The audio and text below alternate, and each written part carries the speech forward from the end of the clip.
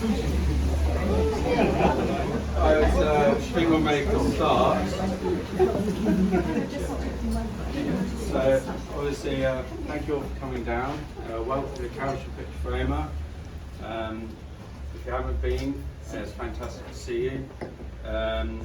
We have a weekly newsletter. If you want to find out about more of our events, please sign up either with Lydia or me, and you'll find out about everything that's going on, the occasional discount to an event, what's happening now in the Carriage and Print Club, which is behind. Upcoming events, we've got a beer tasting with Loddon Brewery, which is 12th of September in here. And in the Print Club we have every single Wednesday evening a taster on traditional acid etching, really interesting technique.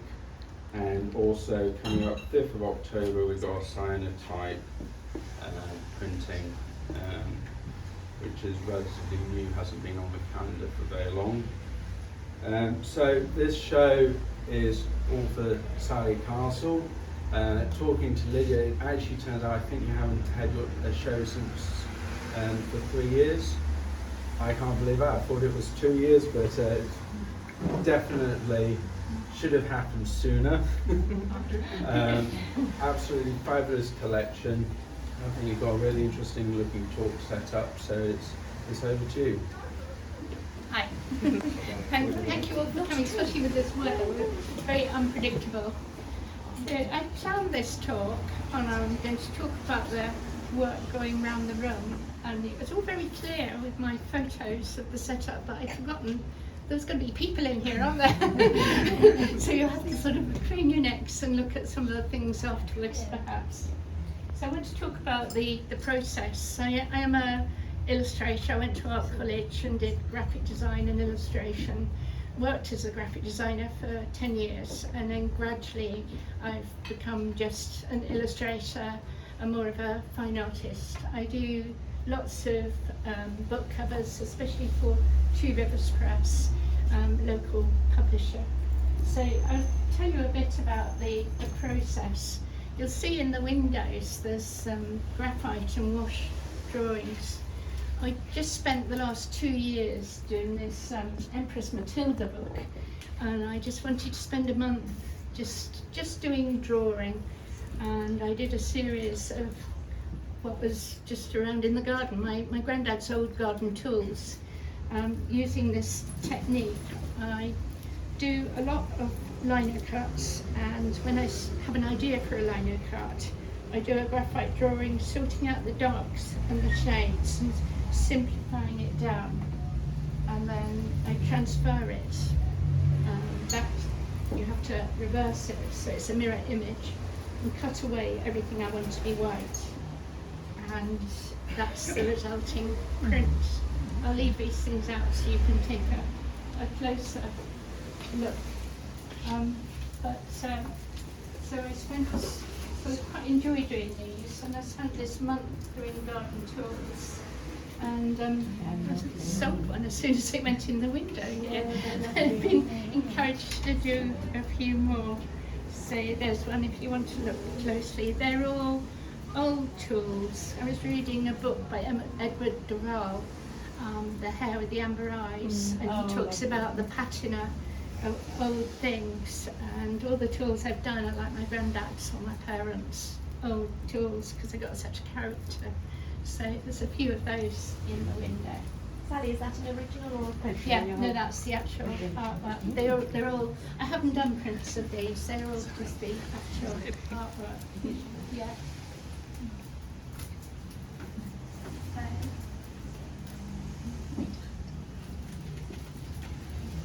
The next thing on the wall is a quote that I saw in the window of a florist. So I'm very inspired by words and like to do lettering. And the way I did this lettering is I get a bit of mounting board. This was originally grey mounting board, and then I draw the letters and cut away the so that just the letters are left sticking up, and then put some thin paper on and rub it like a brass rubbing. And with these ones I was just using children's wax crayons, and just there's no two the same, and it's actually called frottage apparently. I just call it doing a rubbing, but it's just another technique which I was sort of inspired. This is a book cover that I'm working on at the moment. It's the second book. I've done this book cover previously for Kate Noakes, and what it is a scraper board. And I thought, well, doing the second book for her, maybe I'd do another scraper board. So I've done that. And what it is white board, and you draw the black bits and then scratch away the white bits, so you can get quite close detail. Okay.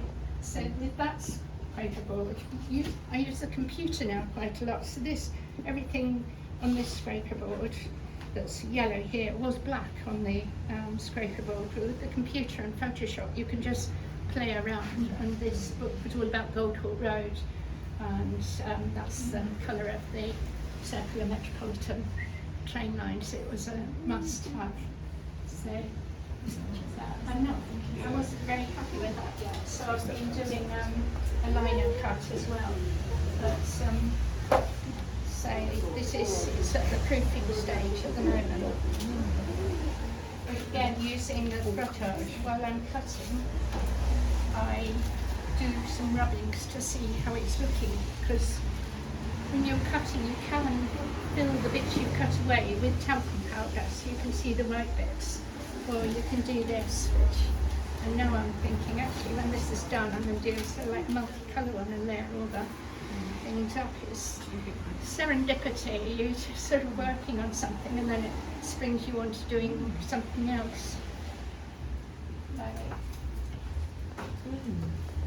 whatever the work I'm doing, it always starts in a sketchbook. I have lots of different sketchbooks, and this one was a holiday, 4-day holiday on a barge on the Kenton Naval Canal, and it's a concertina book. And it's a really nice way to do, because you can have some drawings, if they carry on, you can go on for 2 or 3 pages. Or if you just want to do a single page thing. Yes. So that took 4 days, because I was loving doing it. They're very, very quick. Yeah. I really like all the lettering on the boats, so I'm really taken with doing lettering, and I loved all the colours as well, and I like the dinginess, especially some of the barges that people lived on. You know, they're a bit revolting really. I hope no one recognises one of these barges. So everything starts in a sketchbook. Okay. Here's another sketchbook which you might like to look at later. It's in COVID, in the lockdown, I did something every day. So it's a mixture of things that Boris said and just experiences. And look, there's the garden tools in the shed. Another gorgeous sunny day. Last night Boris announced a lockdown. Only leave your house if essential. So I tidied up the garden shed. So I'm so pleased I did that, because you forget, don't you, what it was like. And every page is, I use it to experiment different methods and media, but I do keep going back to graphite and wash. So what's next in the room is there's a reduction print there, which is the pansy. I don't know if you know about reduction prints. This is a reduction print used for this book cover. And what you do is you sort out the palest colour and print that. And so for instance on this one, it's the pale blue. And then everything I want to be, say, in the brown, I leave that, I cut away. Everything that I want to be pale blue, I cut away. And then print the next colour, which was actually the dark blue. And then everything I want to be brown, I cut away all the dark blue and then print the rest and it's brown, and you have to get the registration spot on, and that pansy up there is an example of reduction prints. You usually start with about 20 prints, and you'll be lucky if you get 5. We have my registrations. You have to have the registration very spot on for it to work, don't you, Kat? Kat's better at it than me. So, around on this side, I don't know if you can see it, but there's some fences. So this was the Reading Guild of Artists that I'm a member of. We had a space at Southhill Park in Bracknell, and the brief was to have a sense of space. So you had to produce an artwork that was about Southhill Park. It's a piece of mansion in the Bracknell. And at the time I was looking at a series of seeing faces in things. It's actually called Pareidolia, if you see faces in things. And I was calling it facade because the principal front of a building that faces onto a street or an open space is a facade. But it's also a deceptive outward appearance, which is what I was seeing. I called them private faces in public places are wiser and nicer than public faces in private places. Well, actually, W.H. Auden said that, but I cried it. So I went to Southhill Park and did some thumbnails and then worked them up at home using just pink ink, and sort of made a bit more of the faces. You can see that's the one there. And this one's 2 faces, isn't it? Because that's like what they used to do in the war, what, no bananas? And then there's another face down here. What have we got now? And then there's examples of some lettering. I love spirals, and I've found a book that shows you how to actually construct a spiral using a compass, moving the point. And this is just a quote that I found about going into a garden.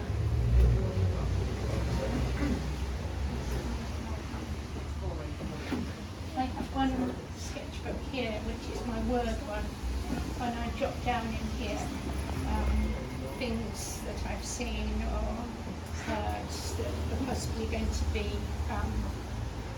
used for a job, or just ideas.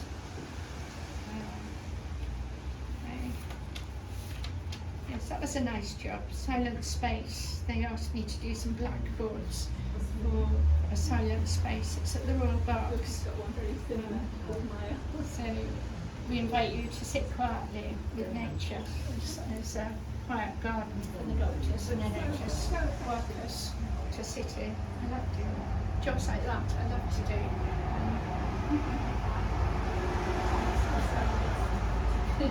So now we're on to garden law. I keep coming back to the theme of gardens and superstitions.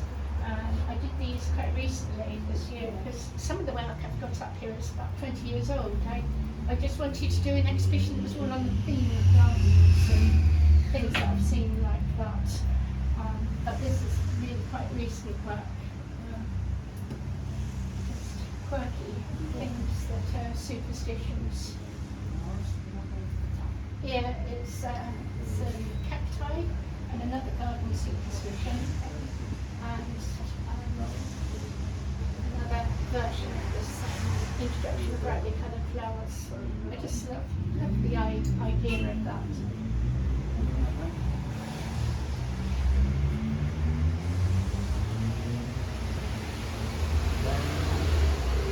This one here, I was in the mood to just do something really, really simple, just doing lines with a lino cut. And this is with my older daughter's house. I was babysitting and I did these drawings where I think they're watching television actually. Don't tell her. That's my other daughter. So I just sort of drew up a grid and drew the plants and then made them into this lino cut here. And this here is a multicolour lino cut of radishes. So on this I just made a block of the blue, and then I made stencils for the colour. And so the sheet of paper at one stage would just have the pink stenciled and the green stencils, and then the blue on top. This one is called a collagraph. So it's actually bits of cardboard cut and bits added, bits of string, and it was just from my word book. I found this quote: "All virtues lie in the world as seeds in the pomegranate." I just felt inspired by it to do this collagraph. I quite like at the end of the day when I've got some inks left just to do experimental things like that. Then we've got, this was the shop called White Stuff was taking part. There was an exhibition in all the shop windows in Reading, and I got white stuff. My brief was just anything but not black, and at the time I was doing those black and white lino photos, so it was quite a challenge. But that was just one block again with the other colour stencils. Here's the I got out the sketch for this salary. It's I was just thinking it would be quite fun to do a giant veg, and this is all it's weird, isn't it, that you do something in a sketchbook, and because it's big on that page, it's easy to make it big on a big sheet of paper. I couldn't have done that from a little tiny sketch. It had to be bursting out of the sketchbook. That's it really. But I won't ask for any questions, but I'll be around if you want to come and mingle and answer some questions. Has anybody got a burning question that they want to share? I'm so impressed that you start off with a sketch or something like that, and then you build up upon that. Always, yeah. But I do use the computer sometimes, especially if I'm trying to fit something in space. I'll scan in my rough and move things around, especially doing a book cover. Actually, I've missed out the most important bit. I've missed out the sales bit. I was just This looking is at my that. latest book. I should be on Graham Norton. He has people with books. This is what I've been doing the last 2 years on the run. Empress Matilda. It's a brilliant story. She should have been queen. She was a feminist, really. But her dad was Henry I, and her son was Henry II. It should have been Queen Matilda in between, but it was cousin Stephen got the job. So this was all the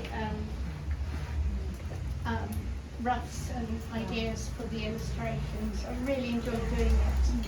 I wanted them to look a bit like stained glass windows. So it took quite a lot of trial and error to get there, but it works.